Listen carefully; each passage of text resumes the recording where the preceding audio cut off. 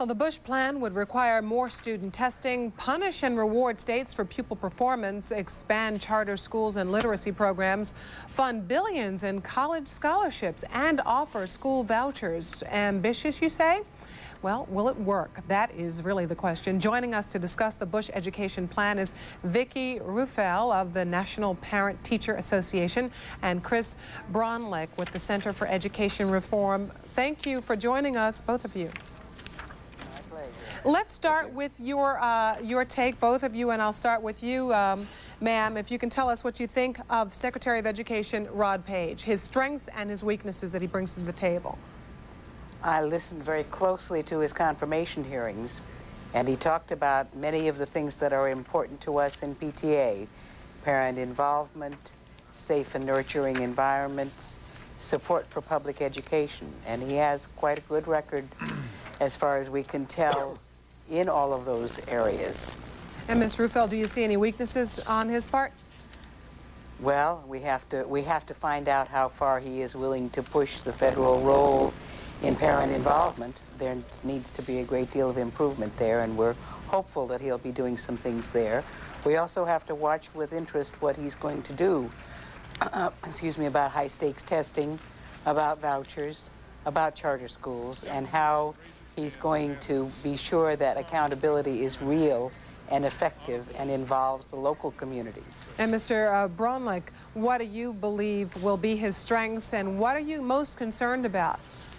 Well, I think his strengths, his largest strength is going to be simply that he's the first education secretary in memory that has actually been a school superintendent, that has actually been on the front line, that has actually seen the consequences of the kind of mandates and the kind of edicts that come out of Washington, and can understand them and interpret them, I think, in a much more realistic fashion. I think that's good. We haven't had someone who really understands education policy as an educator, and I think that's very important to have. Deficits, some people would say the fact that he's not a Washington creature might be a downside, but a lot of us would think that's really an upside. Let's look at George W. Bush and his personal history with public education. His daughters both are products of the public education system out of Texas. Do you think this legitimizes President Bush's proposals to Congress that he will be delivering on Tuesday? Well, I think it helps a great deal to have a president whose children have been in the public education system, that have seen both its strengths and weaknesses, who never left the public education system. I think that's a great advantage and adds a lot of credibility to the message he sends to Congress. Ms. Rafel, your perspective on that? 90% of our nation's children are in public schools, and I think you need to be cognizant of what goes on there in order to even begin to talk about the needs for education reform in today's children.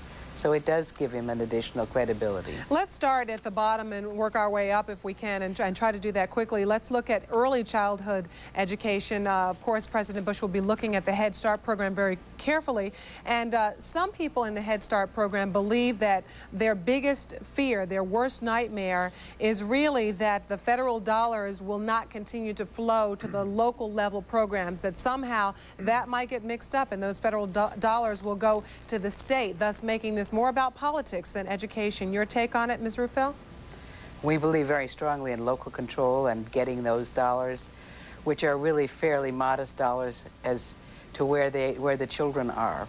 And I think we would all have to take very serious exception to any proposal that would change that.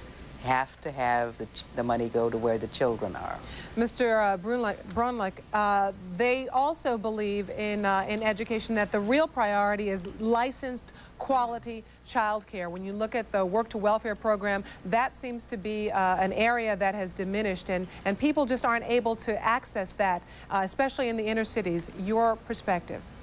Well, the real issue in terms of Head Start and in terms of the preschool is to make it an education program, to make it a program that is accountable, and that creates a result so that when children who are not normally prepared for school can come to school better prepared to learn, to read, to write, and to do math. Let's talk about reading. President Bush wants every child to be able to read by the 3rd grade. Does that look like it's doable? Oh, I think it's definitely doable. In systems throughout the country, we've managed to put in programs that have gotten most children to the point where they can read by the time they're in 3rd grade. Take a look at Houston, Texas. It's the other advantage to, I think, Rod Page in this case. He's someone who's actually had programs put into place in Houston that have worked, and it's going to be important to see if we can make them work here now on the federal level. Ms. Rafel, let's talk about... It's yes. a huge undertaking, but it's so important to realize that some of those children's parents can't read. And we've also got to be looking at adult literacy, and we're going to be needing to look at class size reductions, because that's where we've already made some very good progress with reading programs as well. What about the testing and the accountability proposals that President Bush is going to be putting on the table? Do you believe that that is a good idea, and do you think that that's implementable across the board in an even-handed way, school district to school district, state to state?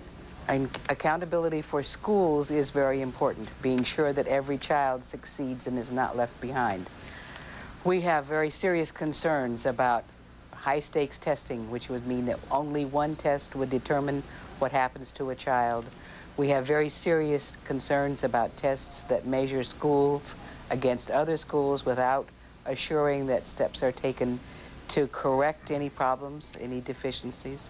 Mr. Braunlich, let's turn our attention now to the voucher system. That is something that is highly debated. What do you believe President Bush will have to do in order to smooth the feathers that are very ruffled about vouchers?